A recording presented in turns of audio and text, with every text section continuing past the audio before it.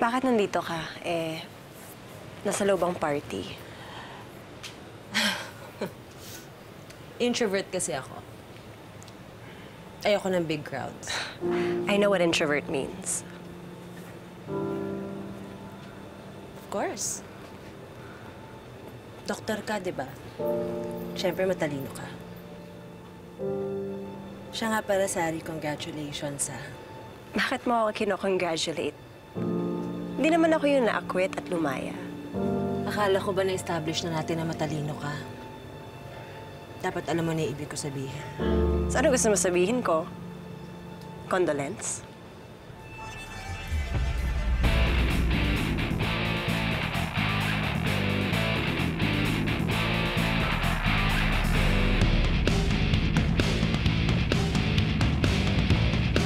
So ano, babalik na naman ba tayo sa ganito?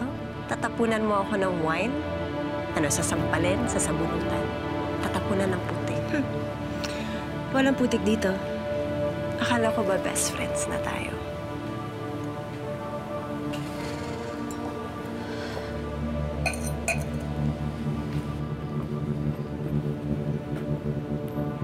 Don't worry. Hindi kita sasampalin.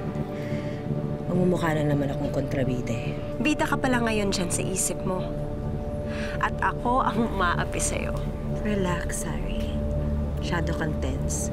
Si Pepe pa rin naman ang magdidesisyon, di ba? At syempre, ikaw yung pipiliin niya. Matagal nang gustong bumalik ni Pepe sa dati niyang buhay. At dahil ikaw ang naiwan niyang girlfriend, sa'yo siya babalik. Ako naman basahan lang ako kay Pepe.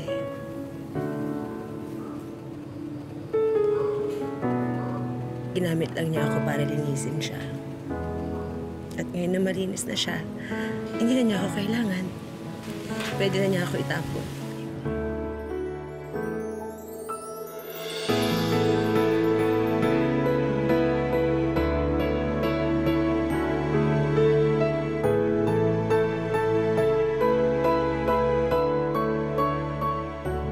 Boss, malaya na ako. Ay, congratulations, Pepe, ha? Buti ka pa. Hindi ko makakalimutan lahat ng tulong niya, boss. Eh, kailan ka ba magiging ganap na abogado? Ako una mong kliyente, ha? Ba, oo naman, siyempre. Ako pa. Oh, basta may discount. Akong bahala sa inyo, boss. Bibisita ako sa inyo dyan. Antayin niyo lang ako, ha? Okay, salamat, ha? At masaya ako para sa'yo. Salamat, boss. Thank you. Si alias Robin Hood. Kilala kita. Si alias Robin Hood, si Pepe De Jesus ba yung kausap mo?